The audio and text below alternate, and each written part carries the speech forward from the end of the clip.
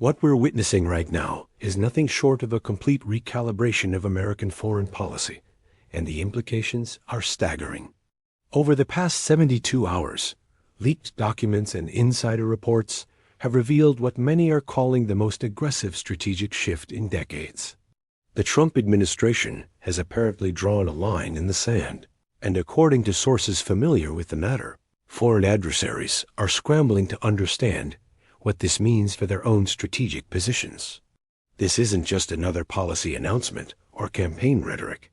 This is concrete action with real consequences, and the global response tells us everything we need to know about how seriously this is being taken. Let me break down what we know so far and why this matters. The leaked strategy document, which reportedly circulated among key Defense Department officials and select National Security Council members, outlines a framework that abandons the incremental approach we've seen from previous administrations. Instead of the traditional diplomatic dance of sanctions, negotiations, and carefully worded statements, what's emerging is a doctrine of absolute clarity and irreversible commitments. The message is simple but profound. There are red lines, and crossing them will trigger automatic responses that cannot be walked back. No negotiations after the fact. No diplomatic off-ramps. Just consequences. Now, I want to be clear about something before we go further. I'm analyzing this from a strategic standpoint, looking at what the implications are, regardless of where you stand politically. What matters here isn't whether you support or oppose this approach. What matters is understanding that we're entering uncharted territory in terms of how American power is being projected and what that means for global stability. The reactions from Beijing, Moscow, Tehran, and Pyongyang have been telling. There's been an unusual silence from official channels, but intelligence assessments suggest there's genuine concern about what happens next. The core of this new strategy appears to revolve around three pillars.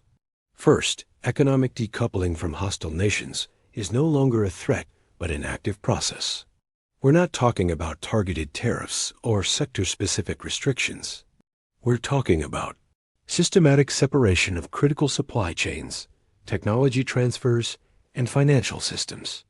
The leaked documents suggest that contingency plans are already in motion to isolate economies that engage in what the administration defines as hostile actions. This goes beyond anything we've seen before because it's preemptive rather than reactive. Second, there's a military component that's raising eyebrows across the defense community. The strategy doesn't call for new wars or invasions, but it does establish automated tripwires. If certain actions occur, whether it's territorial aggression, cyber attacks on critical infrastructure, or interference in allied nations, the response is predetermined and executed without requiring further authorization. This removes the deliberation period that adversaries have traditionally relied upon to gauge American resolve. It's a psychological shift as much as a strategic one. The uncertainty is gone, replaced by certainty of response. The third pillar is perhaps the most controversial, and the one that's causing the most consternation among traditional foreign policy experts. It involves what's being called alliance recalibration. Countries are being presented with a binary choice: align clearly with American strategic interests and receive unprecedented security guarantees and economic partnerships, or maintain strategic ambiguity and face gradual isolation from American-led systems. There's no middle ground in this framework. Nations that have historically played both sides, maintaining relationships with Washington while also courting Beijing or Moscow, are being told that era is over. What makes this particularly stunning is the speed at which it's apparently being implemented. Normally, foreign policy shifts of this magnitude take years to develop, requiring extensive consultation with allies, congressional approval, and gradual implementation. But according to the leaks, much of this framework was developed in secret over the past several months, with implementation beginning immediately upon finalization. Key allies were reportedly briefed only days before certain measures began taking effect, which has caused some friction, but also communicated the seriousness of the commitment. Let's talk about the specific reactions we're seeing, because they reveal just how much this has caught foreign capitals off guard. China's response has been particularly interesting. Rather than the usual bombastic rhetoric we typically see from state media, there's been a noticeably measured tone. Behind the scenes, sources indicate that Chinese officials are conducting urgent assessments of their vulnerability to economic decoupling. The reality is that despite years of talk about reducing dependence on American markets and technology, the interconnection is still profound. Severing those links would be catastrophic for Chinese economic growth, and they know it. Russia's position is somewhat different, but equally complicated. Moscow has spent years building what it considers strategic depth, alternative payment systems, relationships with non-Western nations, and military capabilities designed to counter American advantages. But this new framework apparently includes provisions that would dramatically escalate costs for Russian actions in its near abroad. We're talking about not just sanctions, but active support for resistance movements, permanent military deployments in neighboring states, and technology transfers that would fundamentally alter the regional balance of power. It's a level of commitment that goes far beyond what previous administrations were willing to consider. Iran finds itself in perhaps the most precarious position. The leaked strategy apparently treats any Iranian nuclear advancement beyond current levels as an automatic trigger for a response that's been pre-planned down to the operational level. There's no negotiation, no attempt to revive diplomatic frameworks. Just a clear statement. Cross this threshold, and the response is immediate and overwhelming.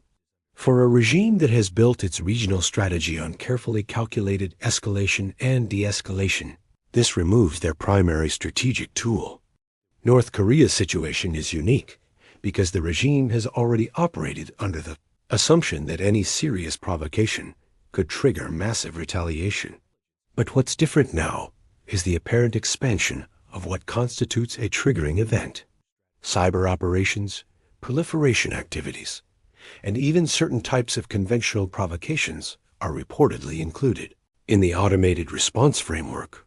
This dramatically narrows Pyongyang's room for the kind of calculated provocations they've used for decades to extract concessions.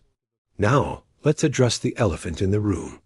Critics of this approach, and there are many, argue that it's dangerously rigid. Foreign policy, they contend, requires flexibility and the ability to calibrate responses based on circumstances. Removing human judgment from the decision-making process at critical moments could lead to escalations that spiral out of control. There's also concern about allies who feel they weren't adequately consulted and worry about being drawn into conflicts based on American red lines they didn't help establish. These are legitimate concerns, and I think they deserve serious consideration. But here's the counter-argument that proponents of this strategy are making. They argue that the previous system of ambiguity and flexibility was exploited systematically by adversaries who learned to probe, test, and gradually erode American positions without triggering serious responses. Crimea, the South China Sea, cyber operations, election interference, all of these occurred in a gray zone where the costs never seemed to outweigh the benefits for those taking the actions. By establishing absolute clarity and automatic responses, the calculation changes fundamentally. There's also a historical argument being made by supporters of this approach. They point to moments in history when clear lines and commitments prevented conflicts rather than caused them. The question is whether this moment is analogous to those situations, or whether we're in fundamentally different circumstances that require different approaches. Reasonable people can disagree on this, but what's undeniable is that we're about to find out which analysis is correct, because this isn't theoretical anymore. The domestic political implications are also significant. This kind of foreign policy framework constrains not just foreign adversaries, but also future American administrations. If these commitments are operationalized and communicated clearly to allies and adversaries alike, walking them back becomes incredibly difficult without massive credibility costs. It's a way of locking in a particular strategic approach that extends beyond any single presidency. Whether you view that as strategic wisdom or dangerous inflexibility probably depends on whether you agree with the underlying strategy. Looking ahead, the next few months are going to be critical. We'll see whether adversaries truly believe these commitments are real, or whether they test them to find out. We'll see whether allies that were presented with binary choices make the alignments they're being asked to make, or whether they resist what some are calling strategic coercion. We'll see whether the American public and Congress support this framework, or whether there's pushback that forces modifications. What I can tell you with certainty is that we're witnessing a pivotal moment in how American power is conceived and deployed. The era of strategic ambiguity appears to be over, replaced by strategic clarity with all the benefits and risks that entails. Foreign enemies, as the title suggests, are indeed stunned because this represents a departure from decades of established patterns. Whether this ultimately enhances American security and global stability, or whether it creates new dangers we haven't fully anticipated, that remains to be seen. But one thing is absolutely clear. There is no going back from this moment. The ultimatum has been delivered, the strategy has leaked, and the world is now responding to a new reality. How this plays out will define international relations for years to come, and we're watching it unfold in real time.